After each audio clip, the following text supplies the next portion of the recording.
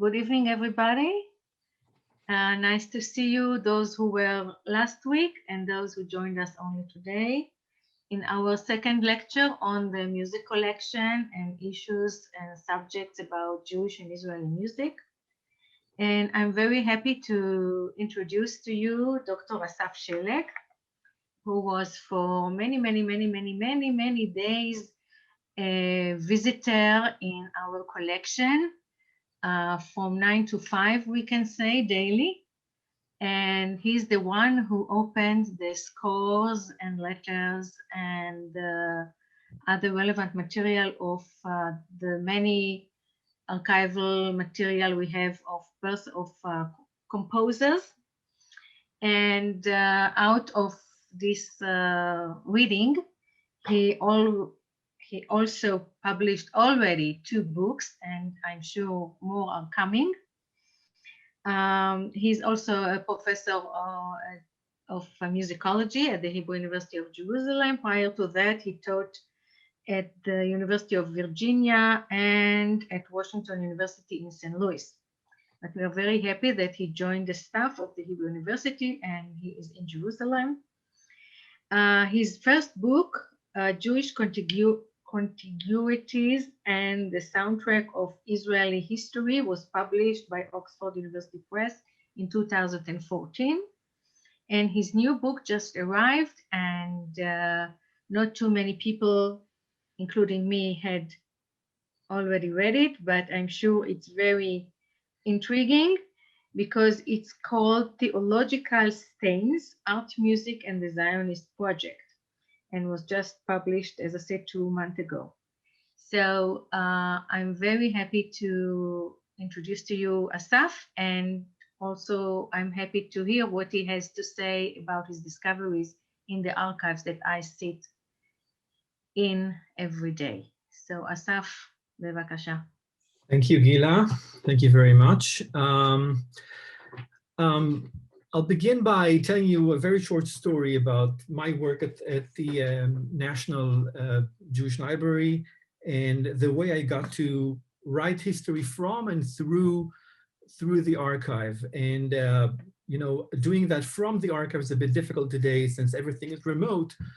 But through the archive means that we never limit ourselves to just one collection, just manuscript, just letters, just diaries, just anthologies of Jewish music, just recordings or field recordings of different oral Jewish musical traditions. It's all a very thick and fuzzy network that you get to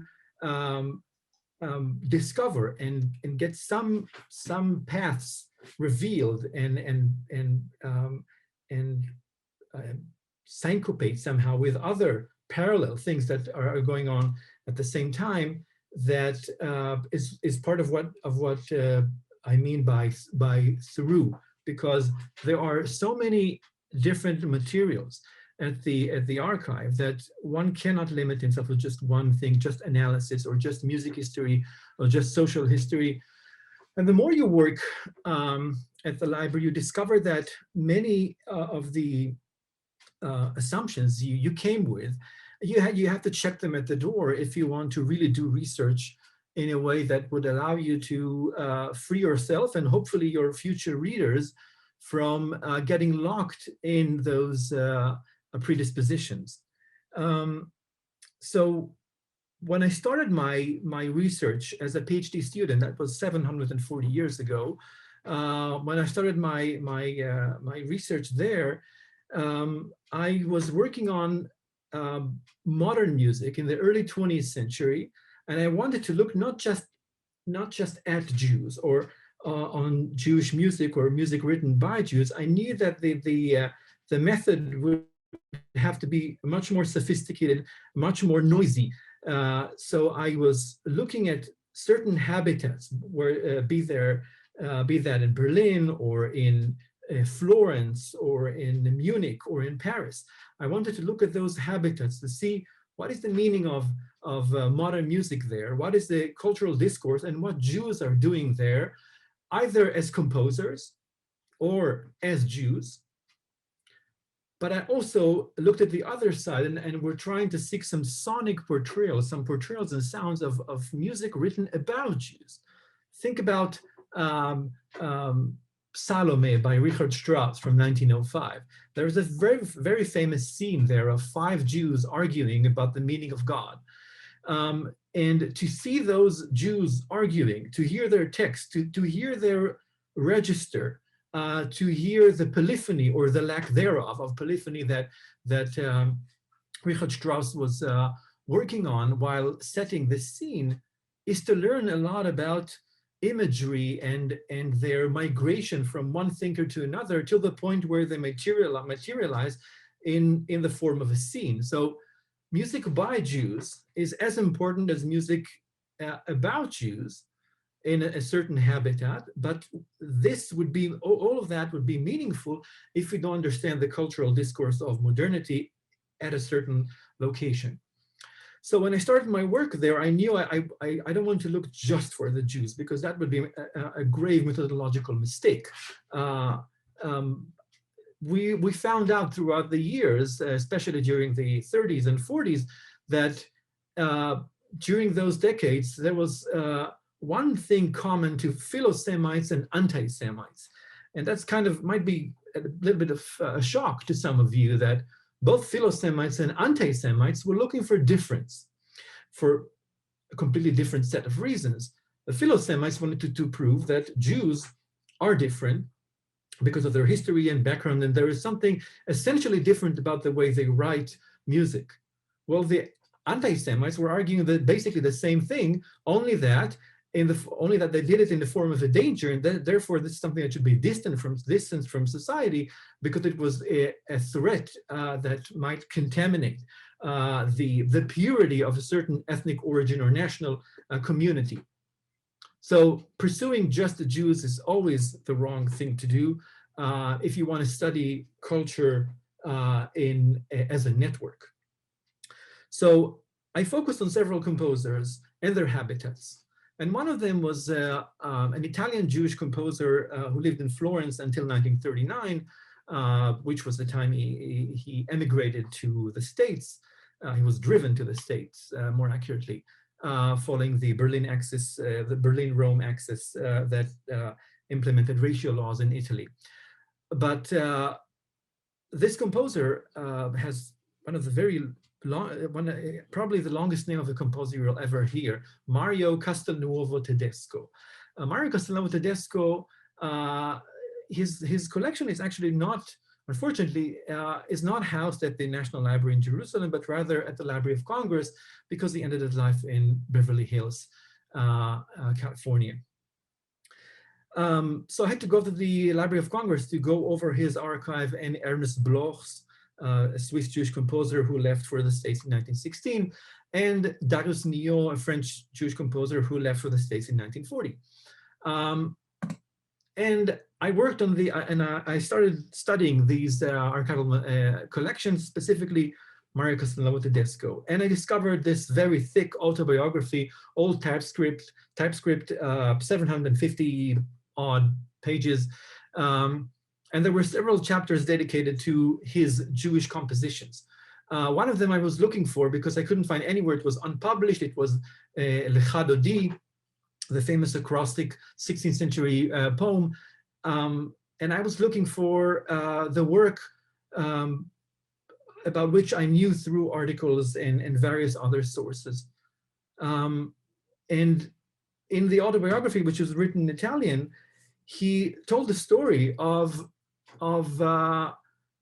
this work, that he deposited the manuscript at Universal Edition, which was his publisher in Vienna, and one of the warehouses was bombed, and there was a fire there, and many manuscripts were just gone. We'll never know what was there unless it was published and we have copies and so forth, or if the composers had copies. But Castelnuovo Tedesco didn't have any copy. But luckily, someone found the manuscript. He knew Castelnuovo Tedesco, and he sent it to him. He snail mailed it to him in the States. And when Castelnuovo Tedesco got that, he realized that this was the piece that was just saved. So he copied that for himself, and he would later write an arrangement for a mixed choir and an organ, and it would be performed in the States in several Reform temples. But he sent and that's what he told in the autobiography, he decided to send the original manuscript, which was commissioned by a Sephardic synagogue in Amsterdam. He decided to send the original manuscript back to Jerusalem, to the National Library, to deposit it there. So here I am in Washington, D.C., realizing that I came all the way only to learn that the piece I was looking for, this was one of many items I was looking for, is actually back home. I was living back at the time in Tel Aviv, but you know, what are 40 miles when you need to travel to find a manuscript? That's meaningless. So eventually, I had to go to DC to realize that this manuscript is waiting for me in some sort of a box with all kinds of it was cataloged under miscellaneous, and it was there. And I found the manuscript, and I want to show it to you right now.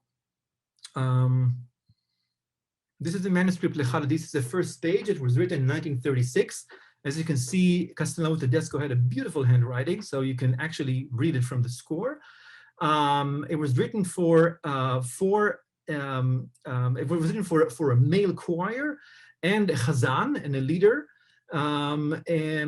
And later in the States, he changed the setting, the instrumentation to just mixed choir, the chazan, of course, and an organ. But that was for the American setting. And if you go to the Milken Archive website, you can hear the recording of the American version of this work. This arrangement hasn't been performed yet, believe it or not. So this was one of the items I was trying to look for when I was writing my PhD. And as I told you, I had to go to DC to realize that the stuff was actually in Jerusalem. But I want to talk about the habitat or the habitats that emerged in British Palestine and later the state of Israel.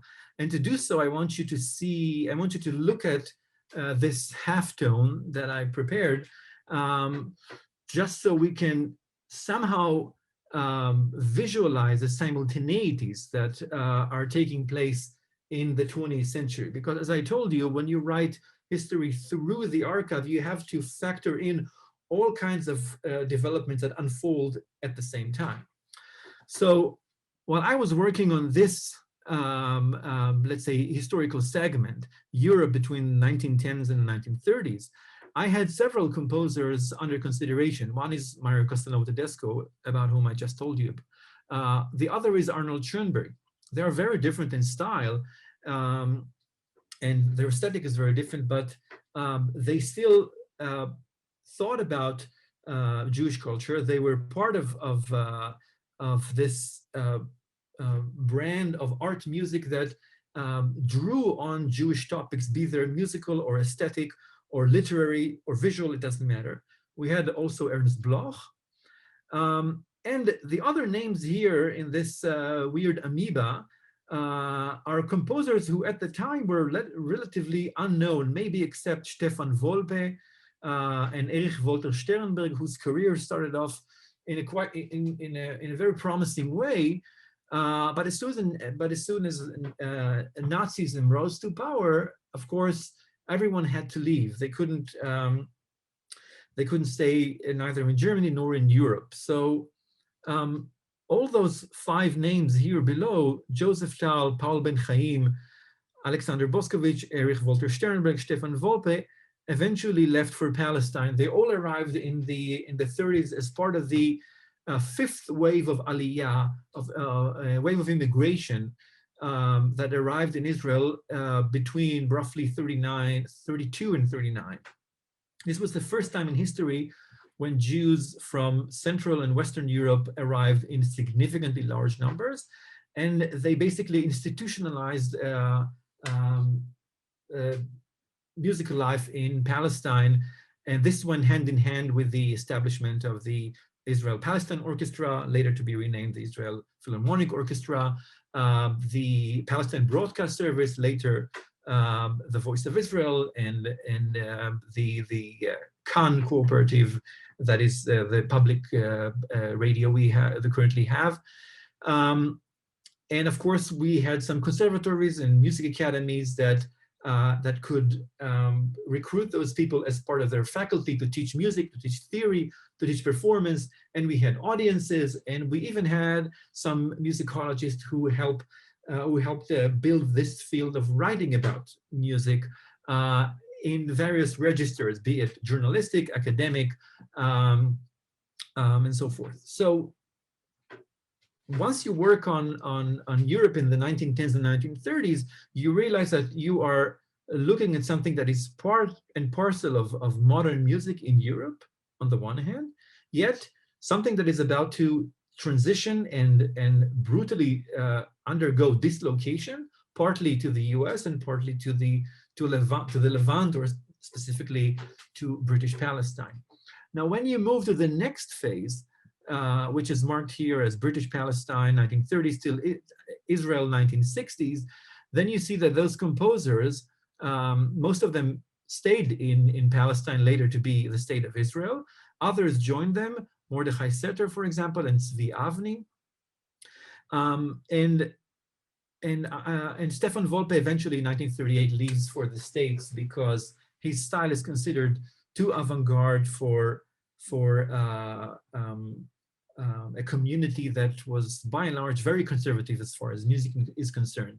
So his zeal was shared on the socialist level, but never at the musical one. So when he realized that, and when the other side, and when his employee realized that in the Jerusalem Music Conservatory, they decided to go their separate ways, and we lost a wonderful composer who could have facilitated a wonderful avant-garde scene that never really took off properly here.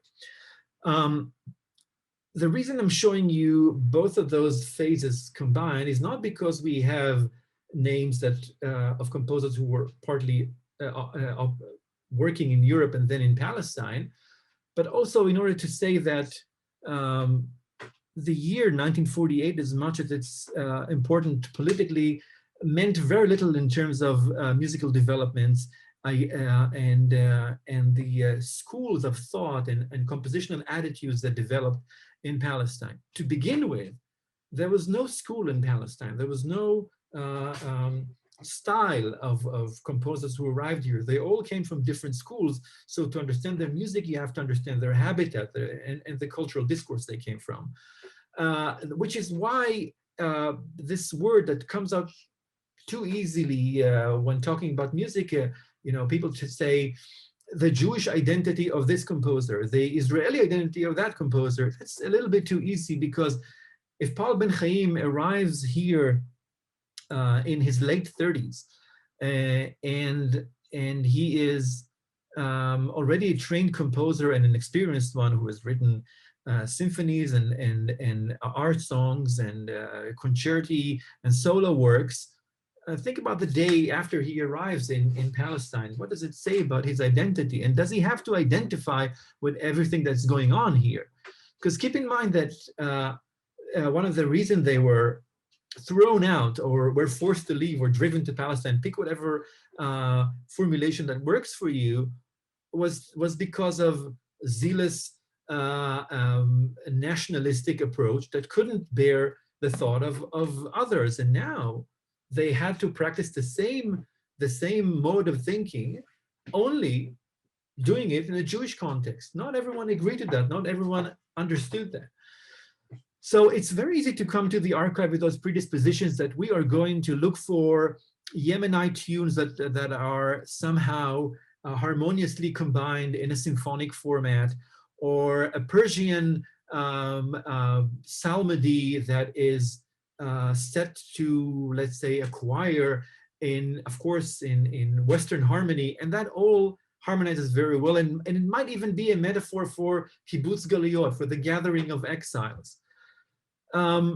This is a very common predisposition, but when you dive into the archive, you realize that this is only a segment, maybe 10, and if I'm generous, 15% of the entire scene. And what I want to show you today is a little bit of what you see when you dive into the archive, read documents and diaries and transcriptions and and other sources that together, in addition to, of course, other primary and secondary sources, you can come up with a significantly different history than the one you came in, or hopefully the one you checked out at the door before you said good morning to Gila. So let's look at this manuscript, for example. This is a piece written by Paul Ben Chaim, Paul Frankenburger, in 1943. It's the fifth movement of a short cycle called Five Pieces for Piano from 1943. I want you to hear this piece performed, beautifully performed actually, before we get to the two kinds of stories that one can hear about and that one encounters in the archive. So here's the work. Let me just share the screen again. Now with sound. Okay.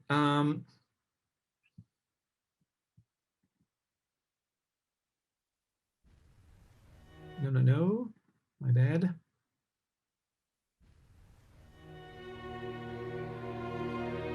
Not it, sorry. Okay, it won't cooperate. I don't know why. I'll try a different way. Here it is.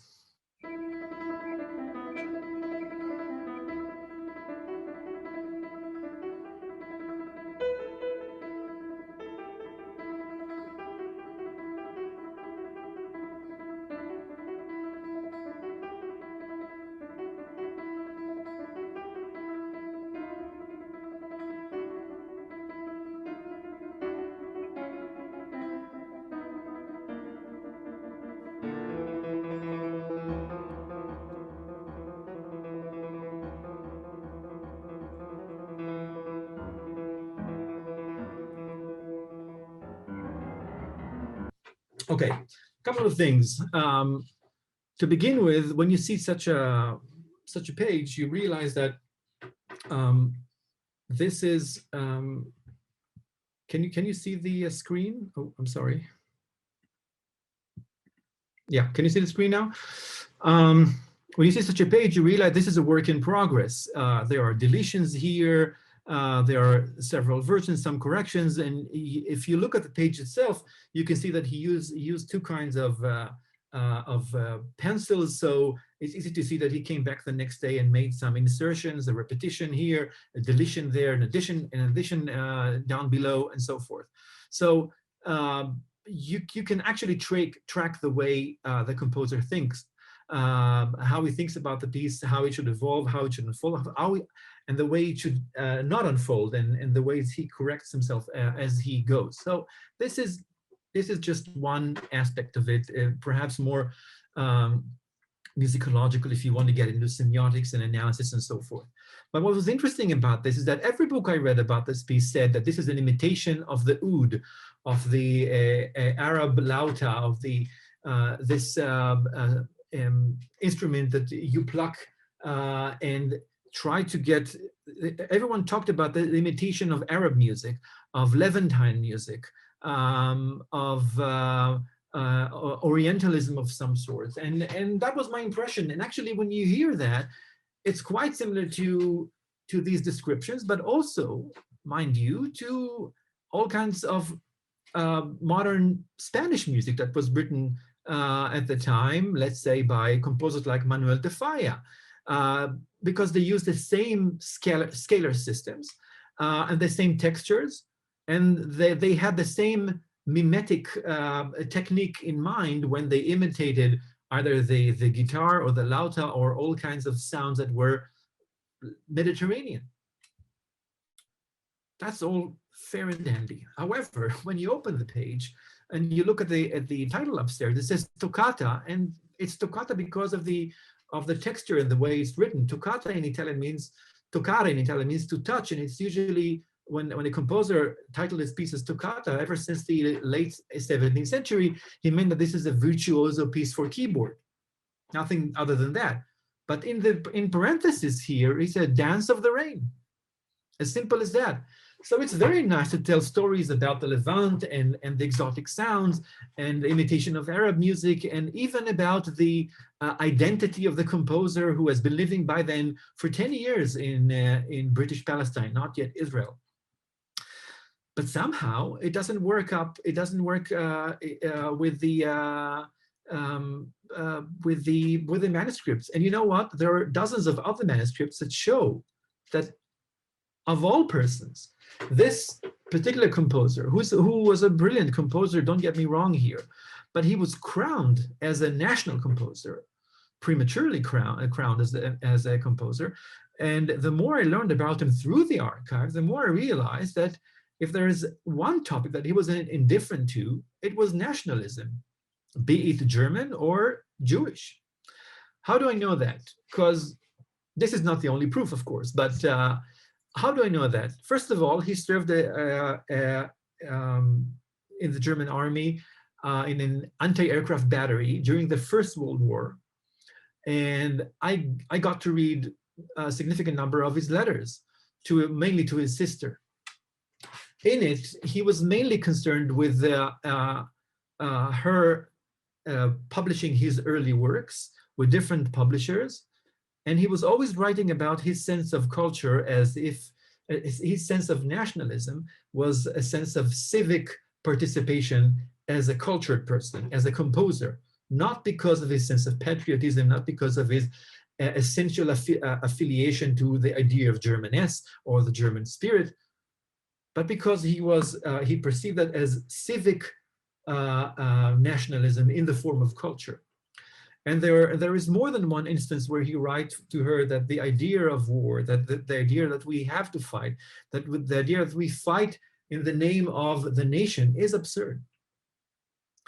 And when he was in Israel, he couldn't identify with the same national project, with the same mechanism that eventually ended with his emigration to Palestine. And at one point, as you know, he didn't have anywhere to go back to because the world has changed after 1945.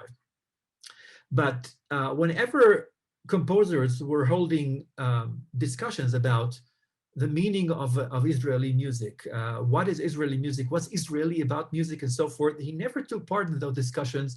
And his comments were always aphoristic. He always differentiated between good music and bad music. Other than that, he never wanted to touch the idea of nationalism. So this topic comes again and again and again in his writing and in his music. And it's true that he did find some common denominator when he set biblical text to music, but that's what he did in Europe anyway. He also set biblical text to music. So that can be held against him as something that attests to his Jewish/Israeli identity, because Christian composers were doing the same thing as well. When my students are trying to pin down the meaning of Jewish music, I always tell them, imagine a Japanese composer who came across a transcription of a Yom Kippur piyut, and he's writing a violin concerto out of that. Would you consider it Jewish music? And then they're alarmed. Now I can make it worse. I can say Palestinian composer who took a Zionist patriotic songs from the 20s and made a cello concerto or a symphony out of it. And that would be even more alarming. But that exactly shows you why these terms, the definitions of identity, are just too stiff to work with, and they fall apart when you work at the archive. Now let's go back to our sketch. I want you to listen to another piece to think about this elasticity that I am experiencing or have been experiencing ever since I set foot in the music department at the National Library. So my next example is this piece, which you can see here, digitized, so you can read it in a very convenient manner. We're also in Lecha Dodi right now. We're looking at two items, basically. The first one is a transcription from the early 20s of a Sephardic, the Sephardic version of Lecha Dodi, which was published in Edelson's Thesaurus, Volume 4. This is transcription number 8, used for Shabbat evening. This is very much straightforward. It's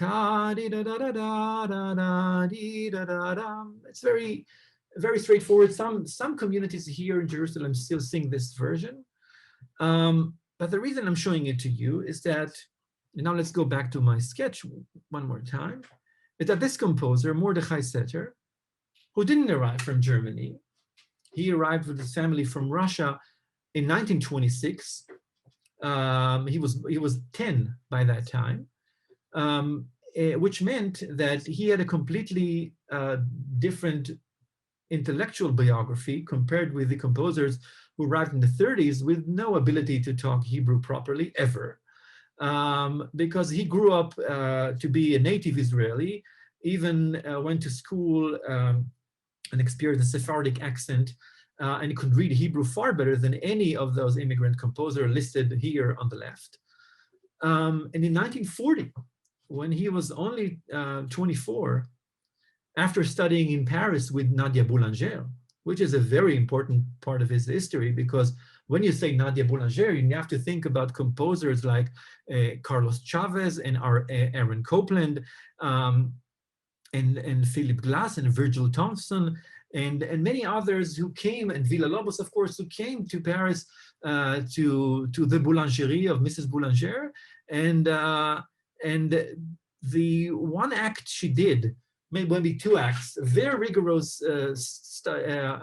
curriculum that was focused on early early music, roughly from the 14th to 16th century, thick polyphony with rigorous restrictions, and then hopping elegantly above German music with a touch of Brahms towards modern music with a heavy focus on Stravinsky. Setter studied with her for nearly 3 years. Eventually he left and came back to Palestine. So he was a very different creature than those who came from Central and Western Europe. And in 1940, when he was 24, after getting his education in Paris, and by the way, one of the reasons he couldn't continue couldn't further his studies here is that there weren't enough institutions. And even the composer who arrived in Palestine, like this guy here, Erich Walter Sternberg, he couldn't communicate with this native Hebrew-speaking boy. And Erich Walter Sternberg, who died in 1974, could never formulate a decent sentence in Hebrew. So this was pretty much a problem of communication. So he had to go to Paris. Now in 1940, he is invited by another composer, whose name is not listed here, Joachim Stuchevsky, to write a piece for the concert series they were holding back then in Beit Brenner in Tel Aviv, at Beit Brenner in Tel Aviv. And Stuchevsky did more than that. He actually gave Mordechai Setter a thesaurus, the first 5-volume of Edelson thesaurus with hundreds of transcriptions of various liturgical events, from Shabbat Eve to the high holidays, to biblical tropes and Haftorah tropes, and all kinds of liturgical poems for various occasions. And Mordechai Setter decided to work with Volume 4, with the music of Sephardic Jews, and he ended up writing a piece called Kantata for Shabbat. It's all in Hebrew. It's for a mixed choir and a very modest accompaniment, orchestral accompaniment. And I want us to focus on the third movement, which is called Lecha Dodi, in which he took this transcription by Edelson, and so forth. But the reason I told you about his Paris adventure is that I wanted you to factor in that he, when he was working on, let's say, 15th or 16th century music as a composition student, he was doing those harmonization exercises where he would take a melody, he would place that in the middle, and then he would harmonize everything around it. So what he was implementing here basically was to treat this transcription as if this was Gregorian chant. But he wasn't interested in Orientalism per se. So he didn't have any need to display Palestine's peripheral masks in order to justify himself being a Westerner or a Western composer. what he did was to deconstruct this music in a very brutal but subtle manner. And what he did was he used the notes that are written here, but he changed their duration. In fact, he augmented them to the point of deconstructing the melody. Now think about the simplest melody you can think of, Yankee Doodle, right? And try to sing every note 8 times longer than its original duration.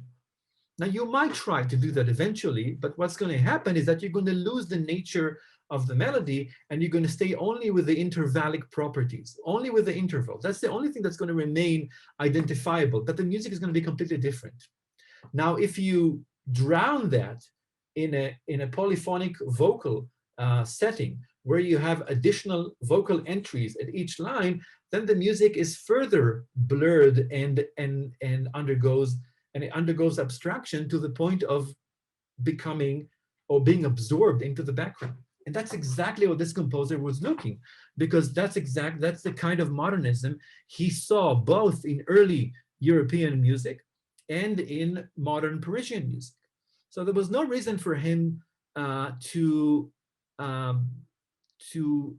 act as if to act in a manner that his colleagues were practicing, which is displaying in a very orientalistic manner their peripheral masks, accentuating or overemphasizing the idea of exoticism in music. And the irony is that the music is there, the same notes are there, the duration has changed, the thickening vocal texture, of course, eclipses the melody, but you cannot identify it ever as in the way that I sang earlier, because I sang the original rhythm and the original duration of each note. But it's a very different manner here, and this mode of abstraction became an ideal already in 1940. You'd think that the high voltage of ideology would negate such an abstracted option, but the opposite is true, because we see it in the compositional praxis. And you know what? He wasn't the only one. I just don't have enough time, so I'm just giving you one sample. Maybe we'll get to a second one, not by Setter. So the whole idea that only national music was written here, and only this kind of Eurocentric exoticism was practiced here is a common myth. It's a convenient myth, but the archive says different. Let's listen to this piece. It should be 7:55 here. Just a second.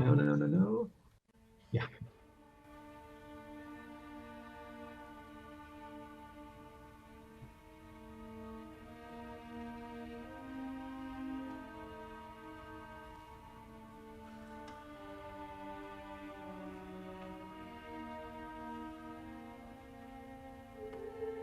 Violin.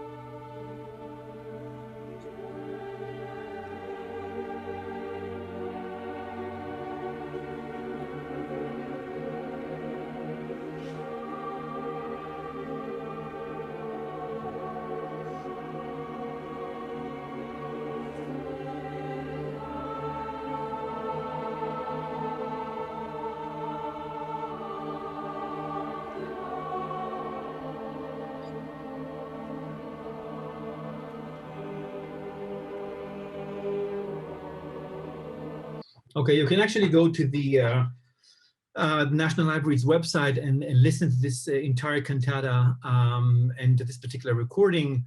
We are moving on, but still with Setter. The amazing thing here is that a new piece was born, and it went hand in hand with his ideal of not subjugating himself, not subjugating the composer to the transcription, but rather freeing the material the music material from its materiality. Now, I'm plagiarizing this phrasing, freeing the material of its materiality. Where did I find that?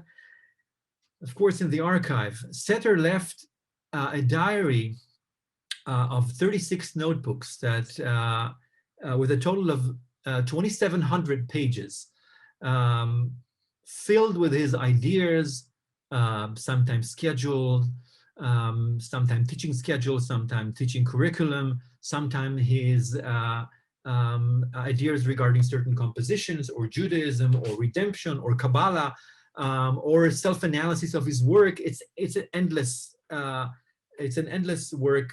I wish I could publish this, but it's unreadable because it's basically a collection of many fragments, including hundreds of citations of books he was reading in between 52 and early 1994. He died in 1994.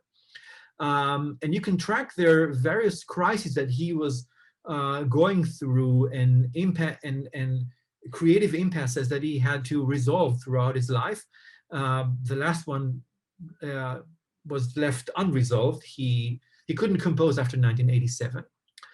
But here I had to again factor in his biography. He was born in Russia, came here at the age of 10, left for Paris at the age of 16, and came back here at the age of 21. So he had, you'd think, native Russian. It was good Russian, but he couldn't practice it. I mean, I doubt whether he could read Tolstoy in Russian. He had good Hebrew, but he could never write articles or text about music, unlike some of his peers who were very prolific in writing about music, even though they were also immigrants. I'm not talking about the natives. Of course, it was easier for them to write in Hebrew. And his French was okay. I mean, he could read books, but he couldn't write in French either. So in many ways, he was in a linguistic limbo. He didn't have, his Russian wasn't fully developed. He couldn't write texts in Hebrew. He could read poetry in Hebrew, but up to a certain period, he could read the romantic and late romantic modern Hebrew literature. But when it came to modern Hebrew literature of the 50s and 60s, that was not his cup of tea, to say the least. So he was caught in a limbo where he couldn't really write long articles. And the truth is that he has only one article published in Haaretz, very short one, practically insignificant, another article on music aesthetics and the way he sees that, but it's a 2-page article which he had a lot of trouble finalizing, as I learned from the archive. And at one point, after reading, eventually I had to read the entire diary, the entire 2,700 pages, but at one point I got to this lovely and painful page in his diary where he writes about the problem of language, or the way he treats the Hebrew language. And he writes as follows, and I will translate that for you. All the text I had set to music, the cantata, which you've heard, the motets, Midnight Vigil, and so forth. This was written in the early 1960s. All of these texts are national, traditional, and not rather than personal, lyrical. Because Hebrew for me is a sacred tongue, he writes. A language that cannot be used to express the most intimate and daily thing, like any other language. The reason for that, he writes, is that Hebrew is, and I'm going to say that in Hebrew because it's an important assonance. It sonically rhymes. The sound would rhyme here, but the meaning is crucial, and it's crucially different. And he writes, the reason for that is Hebrew is sfat imi and not sfat ami, and not sfat imi. Now that sounds pretty much the same, sfat ami and sfat imi. But what it says is that Hebrew is the language of my people, but not my mother tongue. And from that I learned a lot, looking at other compositions of his and following his compositional dialectics. I knew that he was caught in a limbo where he wasn't able to write about music in neither in Hebrew nor in Russian nor in English, which he had, but it was decent and not more than that, nor in French. And I knew that this linguistic limbo limited him from, at one point, from interacting with contemporary Hebrew culture, which he couldn't identify with at one point, let's say in the mid-60s. And he reverted to Kabbalistic ideas, which he read about in Gershom Scholem's books. And by the way, as soon as I discovered how heavily he drew on Scholem in his diaries, I could go to the Scholem collection at the same library and look at the ideas that were getting published at the same time and trying to understand what exactly was he reading, because sometimes he would give you the reference and that's easy, but sometimes he wouldn't. And then I realized that these redemptive models that he studied about in studies in Kabbalah were shaping his trajectories, compositional trajectories in the larger pieces. But at one point, he stopped importing non-Western Jewish musical traditions to his music.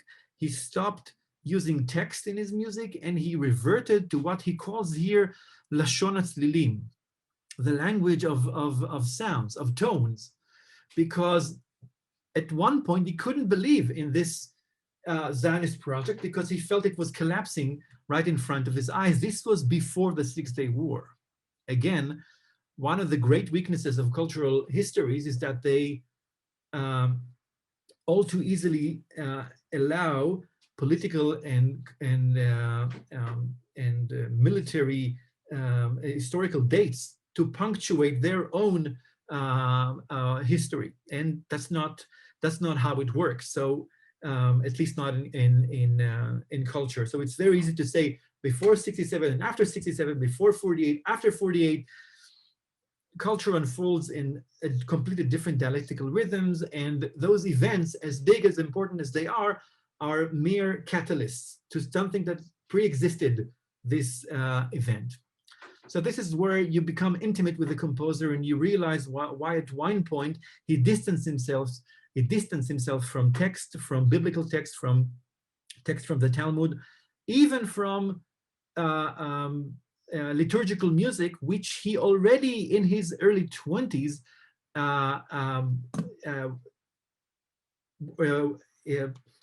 which he already in the early 20s worked in a manner that won't be subjected to the transcription. I'm taking you back to this sketch.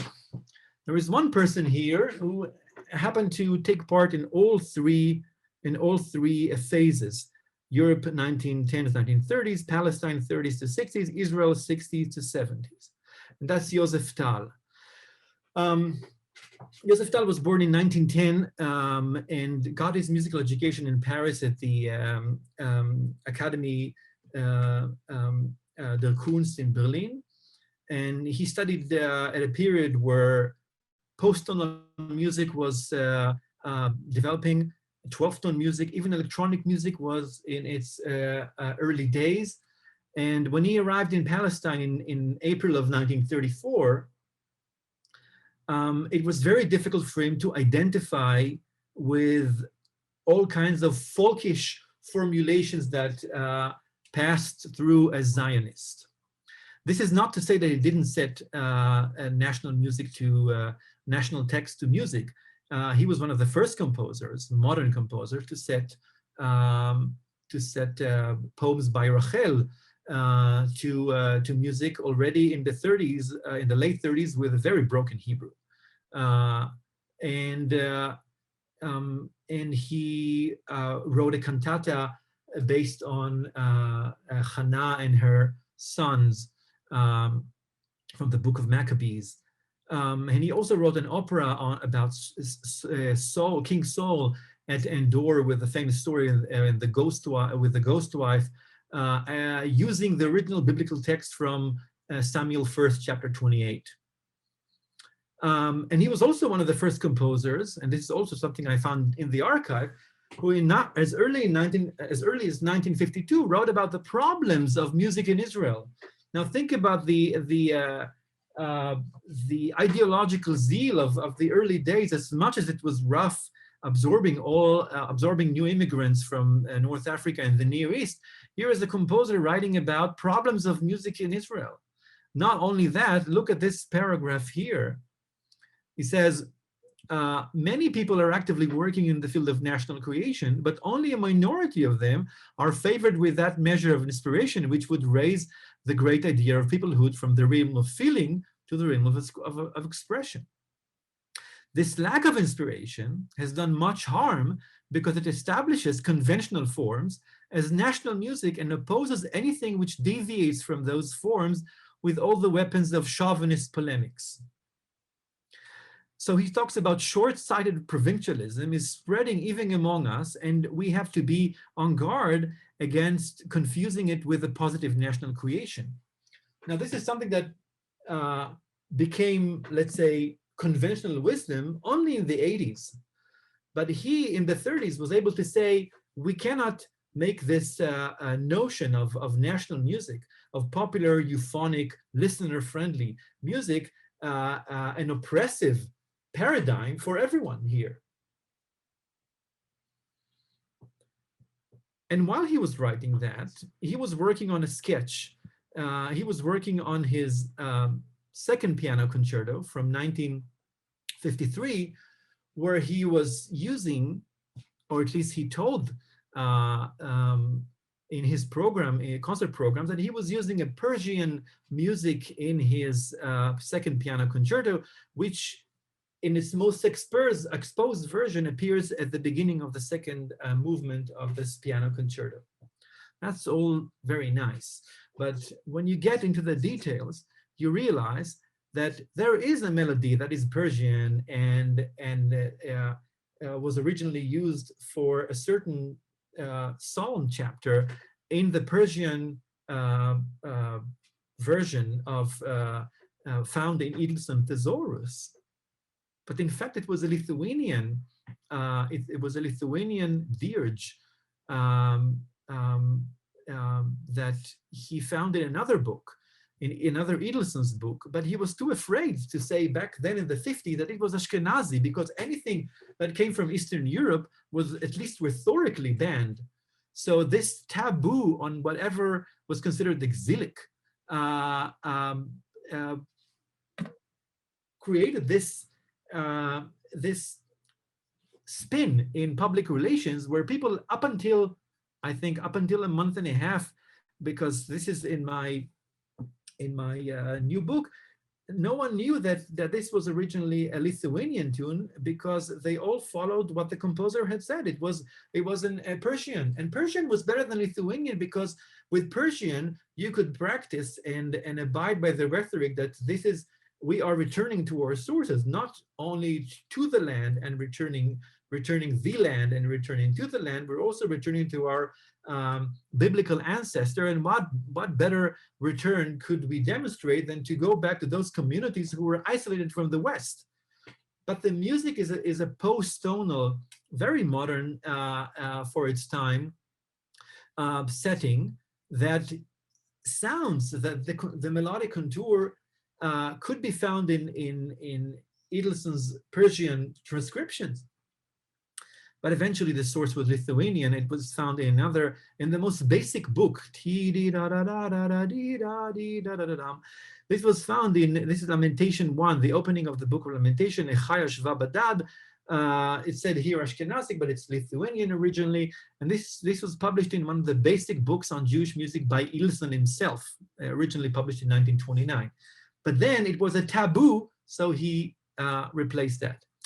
And this was a fair misconception because, and I'm going back to the idea of misconceptions. This is a book that you normally wouldn't find in an archival collection of a composer, because it's a printed book and it might be part of what the library holds or not.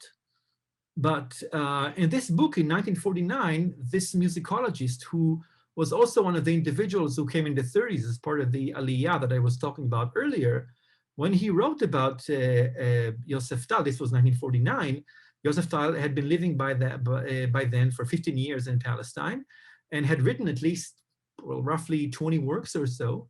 This is what he wrote about him. The compositions of Joseph Gruenthal, that was his original name before he changed it to Tal in 1949, born 1910, and Heinrich Jacobi, we won't talk about him today, are works of absolute music that show little influence of Palestine or general Oriental character. Absolute music means that this is music about music, music that generates meaning from its inner semiotics only. And now he speculates, Gradenwitz, the musicologist, this may be due to the fact that the composers are residents of Jerusalem and have less contact with rural life and atmosphere than their colleagues in the coastal towns or country villages.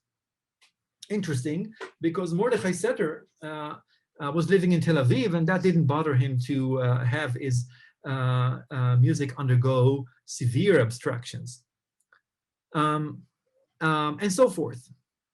Now, this is something I wouldn't find in an archival collection, as I said. So at one point, I went to the family and I said, do you have Yosef Tal's copy?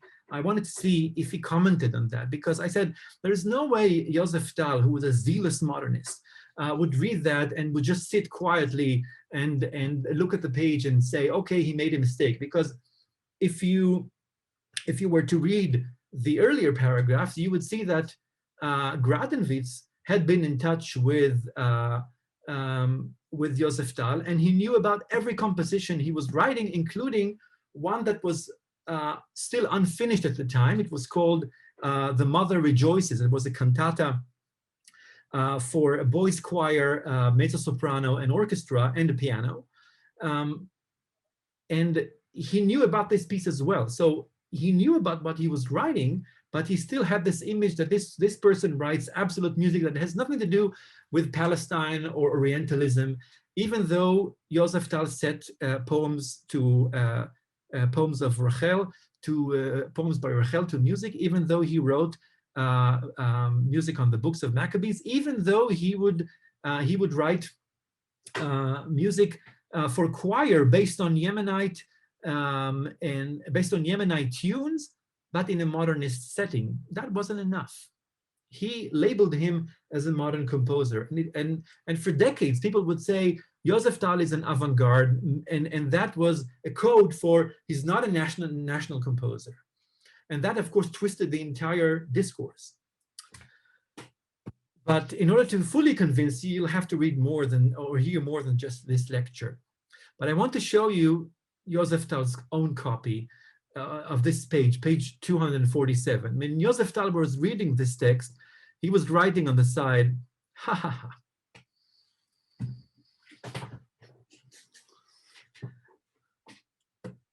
And this was a rare moment for me, because I realized that this path that I was led into, following all those scraps of information I had to piece together and build this network, this was just one green light saying, keep going, because you can't work with those labels. As I said, you have to check them at the door, and suddenly you see the composer smiling back at you and saying, that was funny. That was a funny paragraph, actually, because nothing in it is true. Nothing really looked at the music, and it was too committed to nationalism without even listening to what's going on in the works themselves.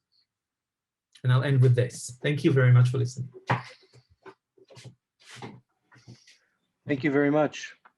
Pam asked who wrote the Toccata Dance of the Rain, please. The first piece you showed us.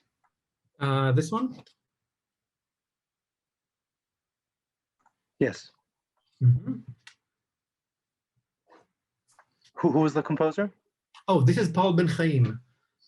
This is Paul Ben Chaim. Was written in 1943. fifth movement from a piece called 5 Pieces for Piano.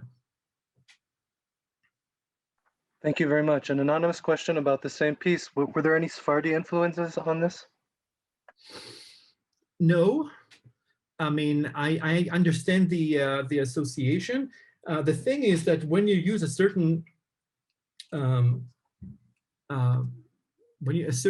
scale or a set of intervals, it creates this it associates with Spanish music, but you can actually hear it in music by French composers in the early 20th century, but also by composers like Domenico Scarlatti or Antonio Soler in the early 18th century.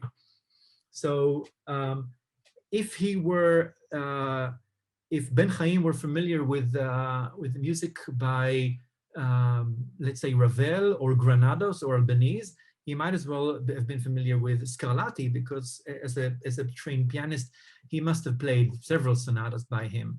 So this was a lingua franca, basically, but it doesn't have any direct connection with the with Spain or with Spanish culture. Thank you very much. Regarding one of the last composers you talked about, there's another anonymous question that says, I had assumed that by the 70s, Hebrew was no longer regarded as a holy tongue by non-ultra religious people. This page reflects the idea of Hebrew as a holy tongue. Could Dr. Shelleg explain this, please? Thank you. It was a holy tongue for Setter, because it was never his native tongue. That's why his relation to it, I mean, that's what I said. He couldn't read modern Hebrew literature that defied God or deflated biblical images, because his limited access to Hebrew was the source of his perception of the language in just one very immobile linguistic register. He couldn't consider, and in fact, he never set to music anything contemporary, because what they had done with Hebrew, if you think about Yuda Amichai, for example, the way he knowingly deflated biblical imagery because he knew that they were valued in Zionist discourse, this was something that was inconceivable to Setter. So it was a sacred language for a person who was in this linguistic limbo between Hebrew, Russian, and French. Either one of which was fully developed for him to either write about it or set it to music, which is why the only texts he could set to music were either biblical texts or certain passages from the Talmud, which he found in Bialik's book of the Legends. So he was very much ensnared or caught or trapped in an early linguistic register that limited his entire interaction with Hebrew. Thank you very much. Jens wrote, I didn't understand why it was a taboo to say that it was a Lithuanian tune used in the piano concerto by Tal. Well, it was bigger than that.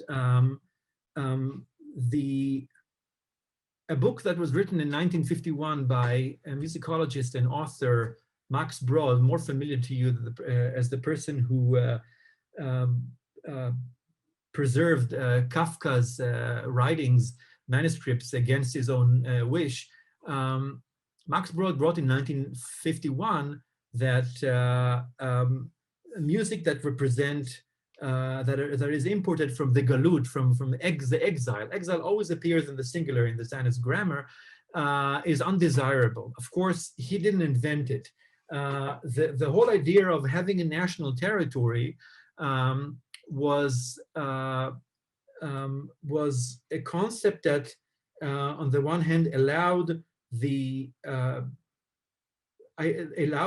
invention of Hebrew culture and its constructs on the one hand, but on the other hand, it necessitated the negation, or at least the rhetorical negation, of other territories. Because if we can live everywhere, what's the justification of having a national territory and having a national project where you would have to migrate in order to be part of, which was uncanny if you think about it. So the idea of territorial nationalism, at least in the way it developed in Zionist culture, was that in order to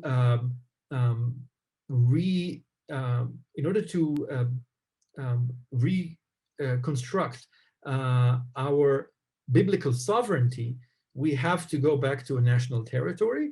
And if we are to go back to a national territory, you have to invent a story by which life on other lands always ended up in a disaster. So we cannot approve of life in the diaspora. This was the rhetoric. We can argue with that. And I'm certainly arguing with this idea because you cannot narrow down 18th century of existence as of Jewish communities among host societies across the world as just transitional episodes towards sovereignty in the 20th century. But that was the narrative, because if Zionism recognized the histories and cultures and languages of other territories, then it would threaten its own project. Now, in this discourse, whatever was considered as exilic was abnormal, was degenerated, was undesirable.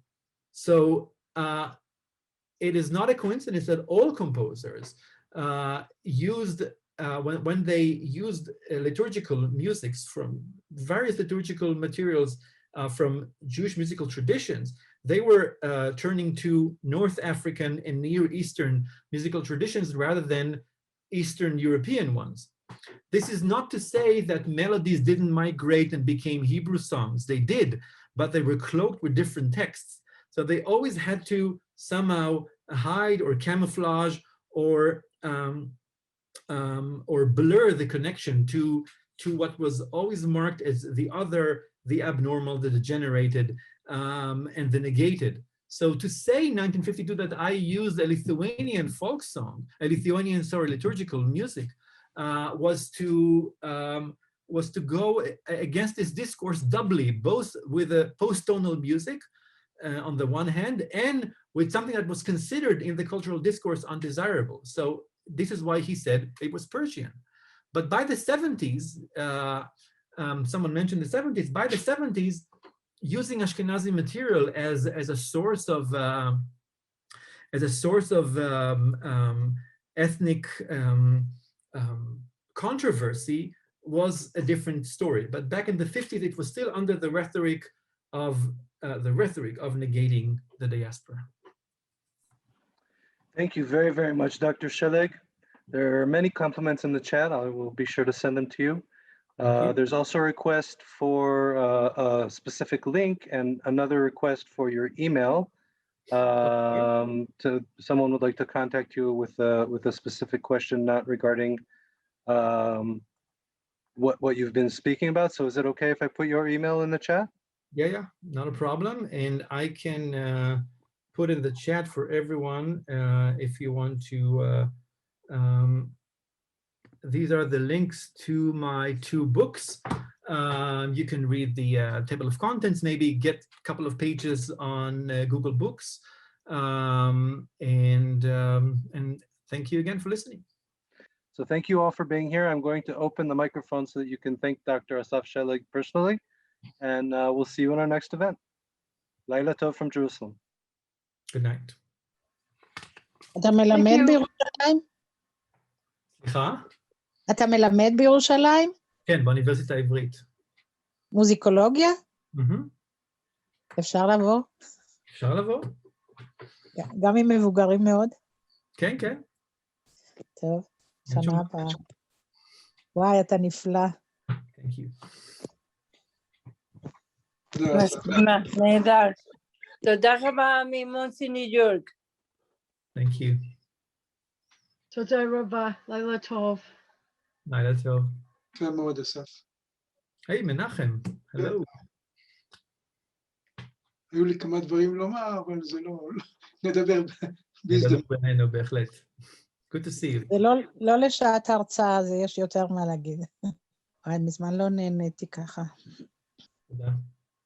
Thank you very much. It was very interesting. לילה טוב. לילה טוב. Thank you all once more. Laila Tov from Jerusalem. We'll see you in our next event.